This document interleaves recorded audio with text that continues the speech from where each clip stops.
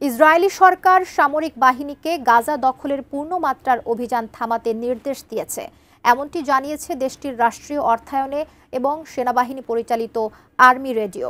খবরটি এসেছে তখনই যখন যুক্তরাষ্ট্রের শান্তি পরিকল্পনার প্রস্তাবে হামাস জবাব দিয়েছে। সেই জবাবের পরেই সরকারি মহল থেকে ওই নির্দেশনার খবর সামনে আসে। তবে কি এবার শেষ হতে যাচ্ছে দীর্ঘদিন ধরে চলা গাজার আগ্রাসন? বিস্তারিত সাদিয়া সিদ্দিকার রিপোর্টে।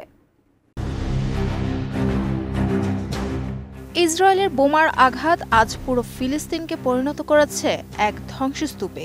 শাসক নেতানিয়াহুর আদেশে দেশটির সেনাবাহিনীরা একের পর এক হামলা চালিয়ে যাচ্ছে গাজা ভূখণ্ডে। এরই মধ্যে এবার এই যুদ্ধবন্ধের ঘোষণা এলো মুহুর্মুহু হামলা করা ইসরায়েল থেকে।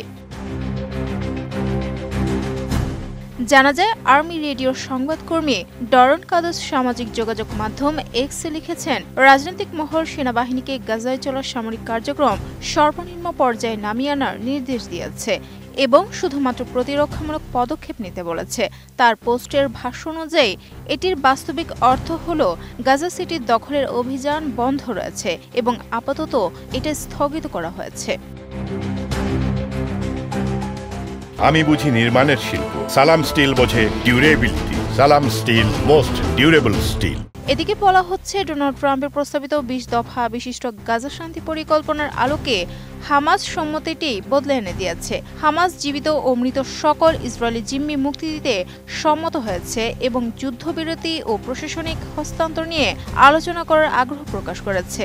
এই ইতিবাচক সাড়া পাওয়ার পরই ইসরায়েলি প্রধানমন্ত্রীর কার্যালয় জানায়, দেশটি এখন সব জিম্মিকে অবিলম্বে মুক্ত করার জন্য ট্রাম্পের পরিকল্পনার প্রথম ধাপ বাস্তবায়নে প্রস্তুত।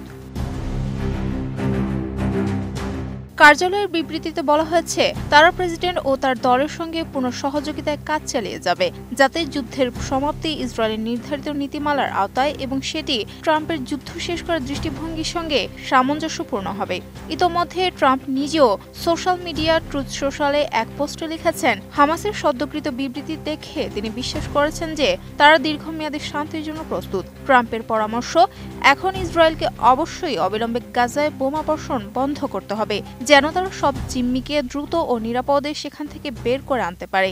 এই মুহূর্তে এটা অত্যন্ত বিপজ্জনক।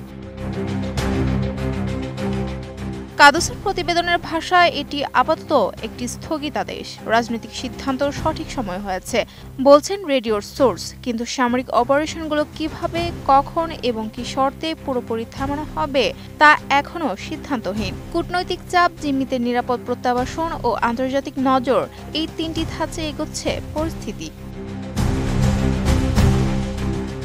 Sadia Siddika, ATN news.